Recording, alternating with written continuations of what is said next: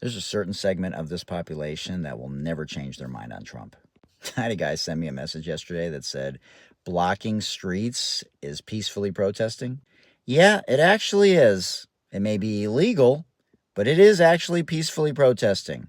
Now, the same people that I mentioned first in this video, you're probably going to make a comment about my shirt. So let's just get that out there. And I already know that's going to happen because you did it in a previous video when I talked about so many different things that you could have commented on and been genuine about. But instead, you showed how disingenuous and intellectually dishonest you are. A big reality is that we on the left continue to blame and make excuses instead of figuring out solutions, because what they are doing on the right has worked. You know, we keep saying, well, this may be the straw that breaks the camel's back. Well, I don't think so. We're too far away from the midterms, and we're nowhere near 2028. People have a right to defend themselves. Do I look Hispanic or Middle Eastern or black? No. But according to how things are going right now, ICE could come down my street in a very nice neighborhood and they could say, you're in a gang, and send me to El Salvador with no due process. That's the problem. So, is it annoying that we have to wait a long time sometimes for some of these criminals to be sent back if there is due process?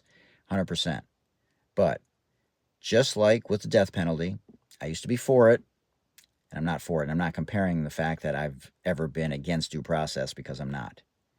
But if one person dies because of the death penalty that is found to be innocent later, then the death penalty is not working. And that's why I'm not for the death penalty.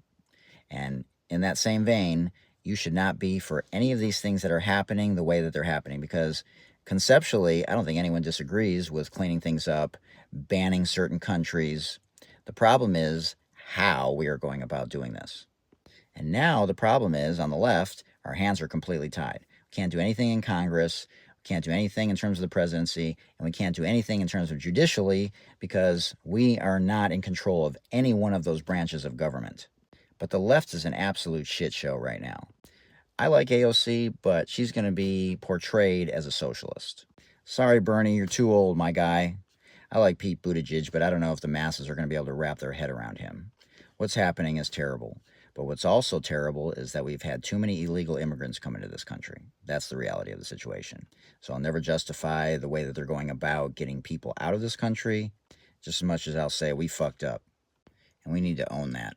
So even though we as human beings don't have the capacity and the bandwidth to continue to put energy into all these things, we have to pick out a few things that we care about most and fight for those things the right way.